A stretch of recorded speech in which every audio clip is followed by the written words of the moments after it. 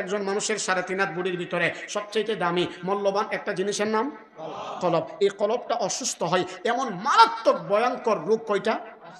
আর জোরে বলেন কয়টা? 5টা। এর ভিতরে নাম্বার 1, এর ভিতরে নাম্বার 1 দেখবেন আপনাদের ভিতরে আসেনি। যদি থাকে তাহলে বুঝবেন আপনার কলবটা পরিপূর্ণ সুস্থ না, এর ভিতরে কিছু গন্ডগোল আছে। ভয়ঙ্কর রোগ কয়টা?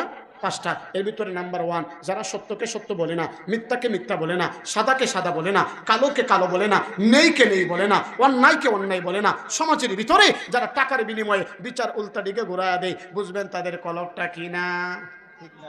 ঠিক না, সুস্থ না, অসুস্থ, রোগান্বিত। ব্যাখ্যা দেওয়ার টাইম নেই। কলব রোগান্বিত হওয়ার 2 নম্বর কারণ হারাম উপার্জন। শুধু টাকা হইলেই চলে, এটা কি হালাল না হারাম এই পার্থক্য যারা করে না, বুঝবেন তাদের কলবটা অসুস্থ না। ব্যাখ্যা দেওয়ার টাইম নেই। 3 নম্বর, যাকাত ফরজ হয়ে গেছে, যাকাত দেয় না। মসজিদের খতিব সাহেবের কাছে মাসআলা জিগা, না দিয়া নি বাঁচা যায়, তাল বাহানা করে, এই অভ্যাস যার কলবের ভিতরে আছে, বুঝবেন তার কলবটা সুস্থ না। ব্যাখ্যা দেওয়ার টাইম নেই। 4 নম্বর, আল্লাহ এবং রাসূলের কথা শুনলেই যার কলিজায় আঘাত লাগে, বুঝবেন তার কলবটা সুস্থ না। 5 নম্বর, যাদের কলবের ভিতরে আপন মা বাবার চাইতে ডুপ্লিকেট মা বাবার ভালোবাসা বেশি, বুঝবেন তার কলবটা ঠিক না, সুস্থ না। নিজের মারে মা ডাকে না, নিজের বাবারে বাবা ডাকে না, শ্বশুর শাশুড়িরে আম্মা আব্বা ডাকতে ডাকতে মুখ ফেনা তুলে। ও ঠিক কই না? না ঠিক কইলেও ঠিক, না কইলেও ঠিক, ইদাও ঠিক। নিজের মারে মা খায় না, নিজের বাবারে বাবা খায় না, আর শ্বশুর শাশুড়িরে মুখটা বইরা আম্মা আব্বা ডাকতে ডাকতে মুখ ফেনা তুলে। এই অভ্যাস যার কলবের ভিতরে আছে, বুঝবেন তার কলবটা কিনা। আর যদি বলেন কিনা। এজন্য মুসলমান ভাইরা আমার, দামি ওষুধটা দিবার আগে যেই কথা বলতেছিলাম আবারও সবাই বলেন না দেখি। 3.5 হাত বডির ভিতরে সবচাইতে দামি মূল্যবান একটা জিনিসের নাম কলব। এই কলবটা অসুস্থ হয় এমন ভয়ঙ্কর রোগ হইল 5টা। এর ভিতরে আবারও 30 সেকেন্ড শুনেন। যারা সত্যকে সত্য বলে না, মিথ্যাকে মিথ্যা বলে না, সাদাকে সাদা বলে না, কালোকে কালো বলে না, টাকার বিনিময়ে যারা বিচার উল্টা দিকে ঘোরায়া দেয়, বুঝবেন তাদের কলবটা সুস্থ না। 2 নম্বর, হারাম উপার্জন। 3 নম্বর, যাকাত ফরজ হইছে দেয় না। 4 নম্বর, আল্লাহ এবং রাসূলের বিধান মানতে চায় না। 5 নম্বর, আপন মা বাবার চাইতে ডুপ্লিকেট মা বাবার ভালোবাসা যার কলব বেশি, বুঝবেন তাদের কলবটা সুস্থ না। 2-4 মিনিটের ভিতরে ওষুধের নামটা বলে দিব। ওষুধটাই এত দামি, এত দামি, এত দামি। ওষুধটা ব্যবহার করবেন, কলব সুস্থ থাকবে। আল্লাহর কসম করে বলি, সুস্থ কলব নিয়ে মরবেন, হাসতে হাসতে জান্নাত চলে যাবেন। এখন একটা জবান কেউ বন্ধ রাখবেন না, একসাথে আওয়াজ করে বলেন তো দেখি, ইসলাম এই পৃথিবীতে এমনি এমনি আসে নাই, অনেক কোরবানির বিনিময়ে ইসলাম পৃথিবীতে প্রতিষ্ঠিত হয়েছেন। আপনিও মুসলমান, আমিও মুসলমান, এজন্য ইসলাম চলে আসছে না। না, আল্লাহর নবী মায়ার নবী একদিন বলেন, এ সাহাবারা, পারস্যের বাদশা চিঠি দিছে, মুসলমানদের বিরুদ্ধে যুদ্ধ হবে, কে কে যুদ্ধ যাইবার নাম লেখাও, সামর্থ্য অনুযায়ী যতটুক পারো যুদ্ধের ফান্ডে জমা রাখো।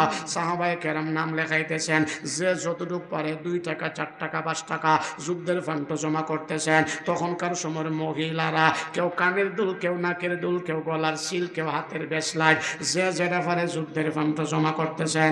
এমন সময় একজন দারিদ্র মহিলা দাঁড়ায় দাঁড়ায় দৃশ্য দেখতেছেন। মহিলাটা বলে, আল্লাহ, আমার নবী বলছে আমার স্বজাতীয় বোনেরা যা পাড়ি দিতেছে, আমার কাছে কিচ্ছু নাই, আমি কি দিব? এই চিন্তা করে বাসায় গেলেন। বাসায় গিয়া তন্ন তন্ন করে তালাশ করলেন, কিচ্ছু নাই।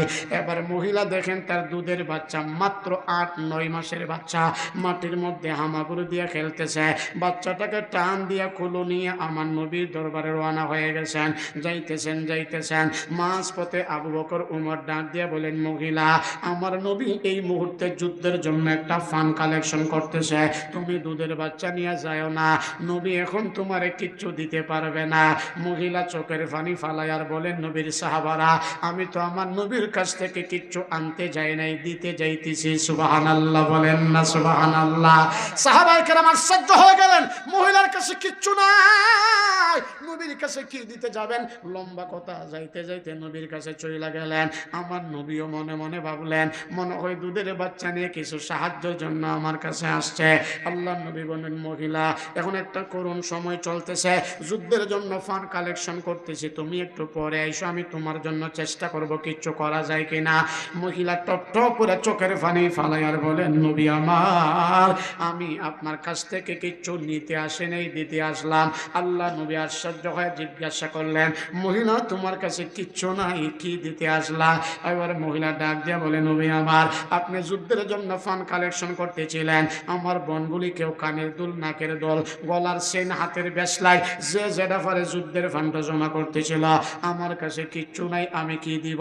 বাড়িতে গেলাম তাও কিচ্ছু নাই, দুধের বাচ্চা ছাড়া নিয়ে আসলাম। আল্লাহ নবী বলেন, দুধের বাচ্চা দিয়ে কি করবা? নিয়ে যাও, বড় হোক, এরপরে আবার নিয়ে চলে আসবা। মহিলা বলেন, নবী আমার, আমিও জানি দুধের বাচ্চা যুদ্ধ করতে পারবে না, এই শক্তি তার গায়ে নাই, এরপরও কেন নিয়ে আসলাম জানেননি? বলে, না না। এবার মহিলা বলেন, নবী আমার, আপনি যখন যুদ্ধ করার জন্য কাফেরদের বিরুদ্ধে রণাঙ্গনে যাবেন, কাফেররা আপনার দিকে তীর ধনুক নিক্ষেপ করবে, ওই সময় আমার দুধের বাচ্চাটারে ডাল হিসাবে ব্যবহার করবেন। কাফেরদের তীর ধনুকের একটা আঘাত যেন আপনি নবীর গায়ে না লাইগা, আমার দুধের বাচ্চার গায়ে লাইগা রক্ত বের হইতে হইতে যেন বাচ্চাটা শাহাদাত বরণ করে ফেলে। রোজ কিয়ামতের কঠিন ময়দানে আমি যেন শহীদের মা হিসাবে আল্লাহর আদালতে দাঁড়াইতে পারি। আমার নবী বলেন, মহিলা রে, এ মহিলা, ইসলামের জন্য এত মায়া, এত মায়া, আমি আল্লাহকে সাক্ষী রেখে এই কথা বলতে পারি, আমি নবী একদিন থাকবো না, কেউ থাকবে না, কিন্তু ইসলাম থাকবে। আসে ছিল কাফের বেঈমানরা যতই ষড়যন্ত্র করুক না কেন রে, সারা পৃথিবীতে একদিন না একদিন কালিমার পতাকা উড্ডীন হবেই হবে, কেউ আটকাইতে পারবে না ইনশাআল্লাহ। এজন্য ইসলাম এই পৃথিবীতে এমনি এমনি চলে আসে নাই, অনেক রক্তের বিনিময়ে, কোরবানির বিনিময়ে এদেশ ইসলাম প্রতিষ্ঠিত হয়েছেন। এজন্য সম্মানিত সুধী মণ্ডলী, এজন্য আসুন, আমি সবসময় আপনাদেরকে এই কথাগুলি বলবার চেষ্টা করি, সভ্যতার মূল কথা, এই পৃথিবীতে আমরা কেউ থাকবো না, একদিন চলে যেতে হবে। দেখেন না, আমাদের বাংলাদেশের 3 বারের সাবেক প্রধানমন্ত্রী, উনিও থাকতে পারেন, এই চলে গেছেন। আমাদের ভাই শরীফ ওসমান হাদি, উনিও চলে গেছেন, যার ইন্তেকালের পরে বাংলা ভাষাভাষী হাজারো লক্ষ লক্ষ মানুষ চোখের পানি ফালায়া ফালায়া কাঁদছেন। কেন কাঁদছেন? এমন জীবন করহ গেটন, মরলে হাসিবে তুমি, কাঁদিবে ভুবন। এটাই তো মানুষ। আজকে আমি থাকবো না, আপনিও থাকবেন না। আপনার ইন্তেকালের পরে যদি একটা মানুষ বলে, আহারে আমার একটা ভাই ছিল, রাস্তায় দেখলেই হাসি মুখে একটা ডাক দিত, একটু চা খাইফার অফার দিত, কিন্তু আজকে ভাইটা নাই, দুনিয়া থেকে চলে গেছে, আল্লাহ তুমি ভাইটাকে মাফ করে দাও না। আপনার মরণের পরে যদি কোনো মানুষ আপনার বিষয়ে এমন একটু ভালো মন্তব্য করতে পারে, তাহলে আপনার দুনিয়ার জিন্দগিও সফল, আখিরাতের জিন্দগিও সফল। এই যে আমি বয়ান করতেছি, আপনারা শুনতেছেন, আমার পরের বক্তা আসবেন, বয়ান করবেন, বাসায় যাবেন, ঘুমাবেন। ঘুম ভাঙলে সকাল, না ভাঙলেই তো পরকাল। ঘুম ভাঙলে সকাল, না ভাঙলে পরকাল। মরণটা এত কাছে। ডান দিকে সালাম ফিরেছেন, বাম দিকে সালাম ফিরানোর কোনো ক্ষমতা নাই, এর ভিতরেই মালাকুল মউত চলে আসতে পারে। এজন্য আমার মা বোনরা ওয়াজ শুনতেছেন, এটা তো ঢাকা শহরের, ঢাকা জেলারই তো একটা, সাভার কি আলাদা জেলা না? তা না, ঢাকা জেলার অন্তর্গত। আমি যখন মাহফিলে আসলাম, খুব কিছু দৃশ্য আমাকে খুব কষ্ট দিছে। তা হলো এই আশুলিয়া থানা এবং ঢাকা জেলারই একটি থানা, আশুলিয়া থানা। আমি যখন মাদ্রাসা থেকে ফ্যান্ডেল পর্যন্ত আসছিলাম, খুব একটা জিনিস আমাকে তাড়া দিছেন এবং খুব কষ্ট দিছেন। তা হলো এই, আমরা যখন বিভিন্ন মাহফিলে যাই, উনি কি বলে, হুজুর ওয়াজ করেও কি করবেন, আর ওয়াজ শুনলেও কি করবো? যতক্ষণ ওয়াজ করেন, যতক্ষণ শুনি, ততক্ষণই ঠিক থাকে। ওয়াজের ফ্যান্ডেল থেকে বের হয়ে গেলে আবার যেই, আরে কথা কন্যাতে যেই সেই। অনেকে বলে, হুজুর আমার ছেলেটা ওয়াজও শুনে, আবার আলিমুল আমার মহব্বত করে, আবার বাসায় আসলে আমরার কথা শুনে না। এমন শোনার ছেলে আসলিয়া নাই, নাই নাই।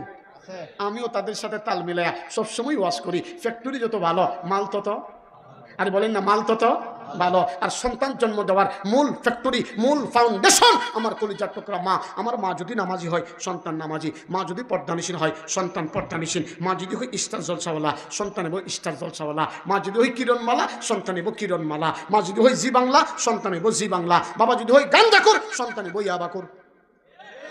কই না কই না, দেখছেন? কনা অসুবিধা নাই, ঠিক কইলেও ঠিক, না কইলেও ঠিক। সম্মানিত সুধী মণ্ডলী, এজন্য সারা অঙ্গে ব্যথা, ওষুধ দিব কোথায়? এই ডিজিটাল বাংলাদেশে আইসা ফর্দার ওয়াজ করে কোনো লাভ নাই। আমি যখন মাদ্রাসা থেকে মাহফিলে আসছিলাম, ঠিক আছে আমার বোনরা ঢাকা শহরে থাকেন, অনেকে অনেক ফ্যাক্টরিতে চাকরি করেন, সর্বোচ্চ চেষ্টা করলেই সব কিছু করা যায়। এজন্য সারা অঙ্গে ব্যথা, ওষুধ দিব কোথায়? সবাই মিলে একসাথে আওয়াজ করে বলেন না, 360 আউলিয়া শাহজালাল শাহপরান বরফির আব্দুল কাদের জিলানী রহমতুল্লাহ আলাই সহ শাহজালাল শাহপরান সহ যত আল্লাহর ওলি দুনিয়াতে আগমন করেছেন, তারা কি আসমান থেকে লাফ দিয়ে আসছেন না? তারা কোনো না কোনো একটা মায়েরই এজন্য আল্লাহ বলেন, ওয়াকারনা ফি বুয়ুতিকুন্না ওয়ালা তাবাররাজনা তাবাররুজাল জাহিলিয়াতিল উলা। এদিক সেদিক নজর দিবেন না। মা গো, আপনাদের বিরুদ্ধে আমার কোনো ওয়াজ না। সর্বশেষ আমার মাদেরকে নিয়ে আমার 2-4টা কথা, তা হলো এই, আমার মা যদি ভালো হয় সন্তান ভালো হয়ে যাবে। এই মার গর্ভ থেকে জন্ম নেবেন বরফির আব্দুল কাদের জিলানী, খাজা মঈনুদ্দিন চিশতি, বড় বড় ওলি গাউস কুতুব। মা, আপনার মতো মা ছিলেন মা সুমাইয়া, আপনার মতো মা ছিলেন মা, আপনার মতো মা ছিলেন মা আয়েশা রাদিয়াল্লাহু তাআলা আনহা। সবার কথা বললে কন্ট্রোল করতে পারবেন না। ঈমান কারে কয়, 1 মিনিট একটু শুনেন না, ঈমান কারে কয়? আল্লাহ নবীর একজন সাহাবী নাম আম্মার রাদিয়াল্লাহু তাআলা আনহু, নামটা চিনেন নাই? মার নামটা বললে সাথে সাথে চিনা ফেলবেন। আম্মারের মার নামটাই হলো সুমাইয়া রাদিয়াল্লাহু তাআলা আনহা। মা সন্তান দুইজনকে একসাথে গ্রেফতার কইরা বাড়ির মধ্যে নিয়ে আইসা পিছন দিকে হাতটা শক্ত করে বেঁধে ফেলছেন। এবার আবু জেহেল বলেন, আম্মার, তোমার সামনে তোমার মাকে এখন লাঞ্ছিত করব, বলো ঈমান সারবানি? আম্মারের মনটা নরম নরম ভাব। হযরতে সুমাইয়া ডাক দিয়ে বলে, আম্মার, আমাদের জীবন চলে যাইতে পারে, এরপর মুসলমান ঈমান ছাড়তে পারে না। এজন্য মুসলমানের জীবনের চাইতে ঈমানের দাম কম না বেশি? আরো জোরে বলেন না, কম না বেশি? সম্মানিত সুধী মণ্ডলী, এর জন্য আসুন, আমার যে পরিমাণ সময় ছিল, সময় আরো ওভার হয়ে যাচ্ছে। প্রধান মেহমান, প্রধান বক্তা উনিও আসবেন এবং মাহফিলের প্রধান অতিথি আপনাদের এই আশুলিয়া থানার আগামী দিনের জাতির রাহবর। আল্লাহ কাকে কোন সময় কিভাবে কবুল করবেন, ফায়সালা কোথায়? আল্লাহর কাছে। এজন্য আসুন সবাই বলেন, ভুলে যায় না, আমার ওষুধ কিন্তু বাকি রয়েছে। ওষুধটা এত দামি, পৃথিবীর কোনো ফার্মেসিতে পাবেন না, কিন্তু ওষুধটা এত দামি। এই ওষুধটার নামটা বলবো, ব্যবহার করবেন। আল্লাহর কসম, আল্লাহ আপনার কলবটাকে সুস্থ করে দিবে, তরু তাজা করে দিবে। সুস্থ কলব নিয়ে মরবেন, হাসতে হাসতে জান্নাতে চলে যাবেন। তাহলে একটু পিছনে যাই, 1 মিনিটের ভিতরে বলেন, একজন মানুষের 3.5 হাত বডির ভিতরে সবচাইতে দামি মূল্যবান একটা জিনিসের নাম? আরো জোরে বলেন, কলব। এই কলবটা অসুস্থ হয় এমন উল্লেখযোগ্য ভয়ঙ্কর রোগ কয়টা? মাশাআল্লাহ, কয়টা? আচ্ছা, আগামীকালকে যদি কেউ শাস্ত্রে জিজ্ঞাসা করে, এই মৌলানা কাউসার আহমদ হাসানি, বাড়ি হলো ব্রাহ্মণবাড়িয়া, আশুলিয়াতে ওয়াজ করতে আসছেন, 1-2-4টা কথা বলতে পারবেন নি? পারবেন তো ইনশাল্লাহ? পারবেন ইনশাল্লাহ। তাহলে বলেন, একজন মানুষের 3.5 হাত বুড়ির ভিতরে সবচাইতে দামি মূল্যবান একটা জিনিসের নাম কলব। এই কলবটা অসুস্থ হয় এমন কারণ 5টা। কি কি 5টা রোগের কারণে কলব অসুস্থ হয়, রোগগুলি জানলেন। এই অসুস্থ কলবটাকে সুস্থ করবার একমাত্র অ্যান্টিবায়োটিক, পাওয়ারফুল দামি একটা ওষুধের নাম দরুদ শরীফ। ওষুধের নাম? আর এই ওষুধের নাম এটা কি ফার্মেসিতে পাওয়া যায়?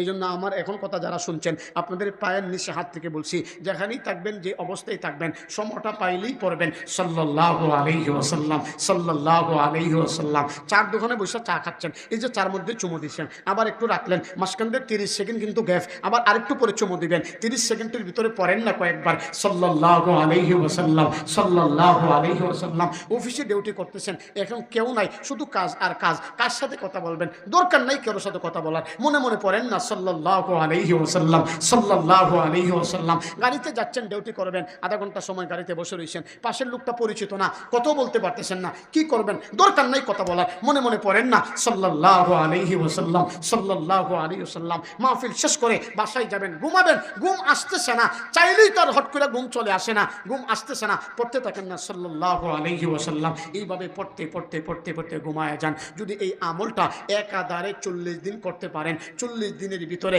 যেই কোনো একদিন আমার নবী আপনাকে স্বপ্ন যুগে দিদার লাভ করায় ফেলতে পারেন। এই আশুলিয়ার মুসলমান, জীবনে যদি একবার আমার নবীর স্বপ্ন যুগে দেখতে পারেন, তাহলে আপনার উপর জাহান্নামের আগুন হারাম। তাহলে বলেন, হাঁটতে বইতে উঠতে শুইতে সুযোগটা পাইলেই পড়বেন সাল্লাল্লাহু আলাইহি, সাল্লাল্লাহু আলাইহি ওয়াসাল্লাম। আবার বলেন, আজকের এই মাহফিল থেকে বাসায় যাবেন, ঘুমানোর আগে আগে 4 বার সূরা ফাতিহা পড়ে ঘুমাবেন ইনশাআল্লাহ। সূরা ফাতিহা পারেন তো? আলহামদুলিল্লাহ। সূরা পারেন তো? লাভ কি? বলে 4000 দিনার আল্লাহর রাস্তায় সদকা করে ঘুমাইলে যেই পরিমাণ সওয়াব, 4 বার সূরা ফাতিহা পড়ে ঘুমাইলে আল্লাহ পাক সমপরিমাণ সওয়াব দান করবেন। তাহলে সবাই বলেন আজকের এই মাহফিল থেকে বাসায় যাইয়া ঘুমানোর আগে আগে 3 বার সূরা ইখলাস পড়ে ঘুমাবেন, মানে কুল হুয়াল্লাহ সূরাটা 3 বার পড়ে ঘুমাইবেন। লাভ কি? বলে 30 পারা কোরআন খতম করলে যেই সওয়াব, আমার আল্লাহ সমপরিমাণ সওয়াব দান করবেন।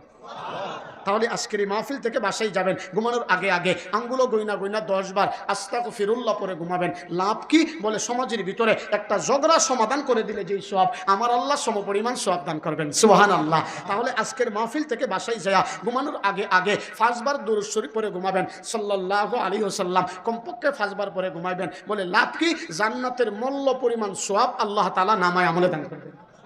তাহলে আজকের এই মাহফিল থেকে বাসায় যাবেন, ঘুমানোর আগে আগে 5 বার কালিমা তয়্যিবা পরে ঘুমাবেন। লাভ কি? বলে একটা নফল উমরা করলে যেই সওয়াব, আমার আল্লাহ সমপরিমাণ সওয়াব দান করবেন। তাহলে যারা মাইকের আওয়াজ শুনছেন আমার সাথে একটু ওয়াদা করেন, পায়ের নিচে হাত থেকে বলছি, ছোট্ট ছোট্ট আমলগুলি করবেন তো ইনশাআল্লাহ? যদি করতে পারেন, আল্লাহর কসম করে বলছি, আল্লাহ দুনিয়াতে আপনাকে সর্বোচ্চ সম্মান দিবেন, মরার পরে আল্লাহ বিনা হিসাবে জান্নাতের মেহমান বানাবেন।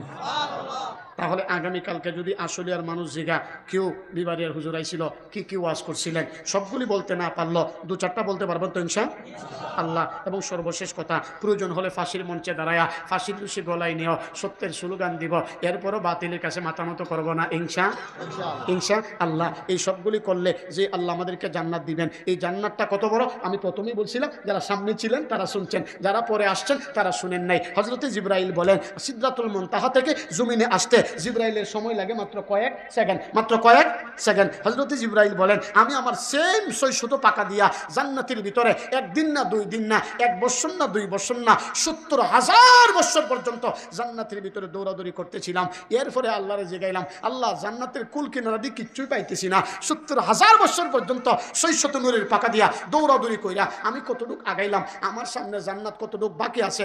আল্লাহকে জিবরাইল, এই পর্যন্ত কয়টা ফিলার অতিক্রম করছো? 70,000 বছরে। জিবরাইল কো আল্লাহ 2টা ফিলার। আল্লাহ কো এমন অসংখ্য অগণিত ফিলার এখনো তোমার সামনে বাকি আছে। আচ্ছা, এমন জান্নাতের মালিক, এমন জান্নাতের মেহমান আমরা সবাই হতে চাই কি চাই না? আরো জোরে বলেন, চাই কি চাই না? যদি চাই তাহলে আমিও মুসাফির মানুষ, আল্লাহর কাছে দোয়া করছি, আল্লাহ যেমনভাবে একসাথে বৈশা কোরআনের কথা বলছি আপনারা শুনছেন, এমনভাবে একসাথে জান্নাতও থাকবার তৌফিক দান করেন। সকলে বলেন আমিন। এখন আসেন আমার ভাই যিনি মাদ্রাসা করছেন, হাফেজ কারি আবু তালহা, উনি যা